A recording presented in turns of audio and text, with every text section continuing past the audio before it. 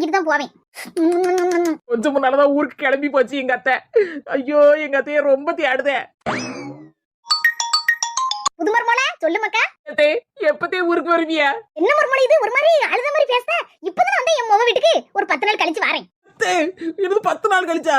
1 மணி நேரம் கூட தாண்டல. என்னால நீங்க இல்லாம இருக்க முடியாது தே. சொன்னா கேளுங்க தே. வாங்க தே. ஏடி மக்கா நீ கூட நான் இல்லாம இருந்துட போல இருக்கு. ஆனா என் புது மருமோ நான் இல்லாம இருக்க முடியாதுன்னு ஒரு மாதிரி கண்ணை கசக்கிட்டு இருக்கா. நான் சொன்னா கேளு போவான்னா.